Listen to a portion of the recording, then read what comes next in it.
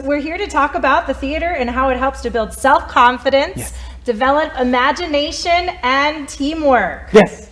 Well, theater, of course, is actually one of those neat, fun, exciting activities because you get a chance to showcase. So you have to stand up in front of people and talk to them, which makes being confident very, very important. Second of all, we don't ever build a magical theater inside. We build it inside our heads. So that allows us to use our imagination. And theater is about working together. So that's all very exciting because we have to work with our partners. But the three types of theater we want to talk about today, of course, are readers theater, pantomime theater, and of course, puppetry. And all of these are ways we're going to tell a story. Ooh, this is going to be so exciting. So now it's time to pause that video and talk with your den or family about the different types of what type you would like to see or perform. So we're going to resume the video when you are done. Okay, so the first type of performance that we're going to talk about today is pantomime. So David, tell us more about pantomime. Well, pantomime is a type of theater where we actually don't speak. It's one of our favorites for many who are afraid of their scripts because you just have to act out. But what's really neat and exciting about pantomime is you also have your audience has to act out too. They have to picture in their mind what it is you're doing. So you have to be very careful because you can't tell them. You can't use words. You just use action. Like, I'm digging a ditch. You don't say that. You just go and let the audience guess. That's pantomime. I love it. That's perfect because that is a great way to perform pantomime as you were just showing. Digging a ditch would be with a game of charades, and I'm sure all of you have played charades before. This is how you play. You would say movie. What is another one? 2 syllables. You could do what's another? Oh, book. You could do that. So that's how you would play. You'd write down simple items like animals, emotions, or simple actions that put them in a hat or a bowl, and then the scouts has to act out the word in the card so that the den or family can guess the word. So you know how to play. Pause the video now and then play a game of charades with your den or your family.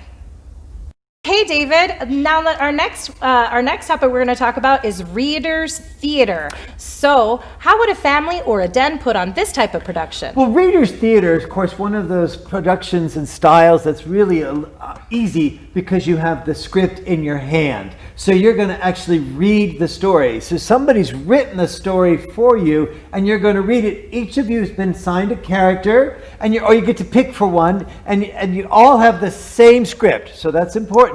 Make sure you get a copy. Everybody gets a copy, and then you read the story, you saying only your lines, and your family member or den member saying their lines, and together you're going to tell the story that's in the script. And then if you get really good, you memorize it, but that's later. Right now, readers theater is sharing and telling a story by reading the script out loud. I love that. Yeah. That's really nice. So now it's your turn to take the stage. You're going to hand out the skit parts, pass the video, and resume when completed. Oh, so you're going to pause this video and then you're going to resume when completed. Now with your den or family, make a mask of what you thought your character looked like and then pause the video and get crafty. Okay, so the last type of theater production you had mentioned was puppetry! Yay! Our favorite. And why is puppetry our favorite? Well, one is, of course, because it allows you to be brave again. You get to be self-confident because my puppet can say things that I might be afraid to say. But I could look at him and say, "Hi, Duck." "Hi, my name is not Duck, I'm Goose." And I'd say, "But I thought your name was Duck Duck Goose." Yeah. Waka waka. Puppetry is a fun way of letting somebody else do the talking, and that's the neat thing about puppets. I love puppetry. This is going to be so exciting. So here are a couple of different types of theater. These are a couple of different types of puppets that you can make at home. As you can see, I have a sock puppet. This is just a simple sock. It looks like they just put some eyes on it and of course some bling, but you can also use tongue depressors, you can use construction paper and pipe cleaners, a finger puppet out of construction paper, and markers. So time to get crafty again and make your own puppet. Pause the video and resume when completed. A lot of fun doing different types of theater productions with our den or at home. Absolutely. But as I'm sure you know, David, there's nothing like attending a live theater performance. It's exactly about live theater performance where you get to share the space. You laugh out loud and the actors hear you and your fellow audience members hear you. And even if you're a little sad, it's okay. We don't mind because that's what makes live theater so interactive. We get to share with each other what we're doing, and that's important. And so there's going to come a time when you're going to get to go see a show, and we invite you to do so.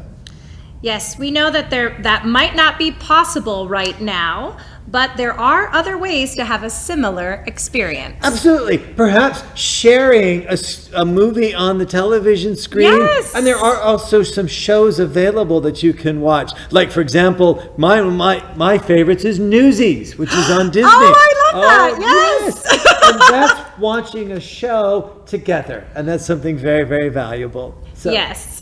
That is really awesome. Now, and I'm sure either in person or with your den or your family, there should be some behaviors Scouts should use.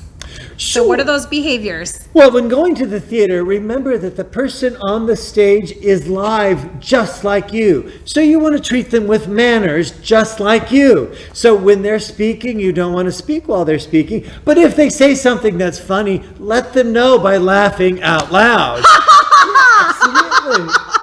And when they're singing and it's really pretty song, enjoy it, but then let them know you really liked it by applauding really loud. It just shares, it's part of the community that takes place together when you're going to the theater. But otherwise, just treat them respectfully like you would like to be treated. Thank you. Absolutely. Well, that completes our Tiger Adventure. I would like to thank David and the Des Moines Community Playhouse for helping to introduce theater to Scouts. Our pleasure. And until our next adventure, be safe and do your best.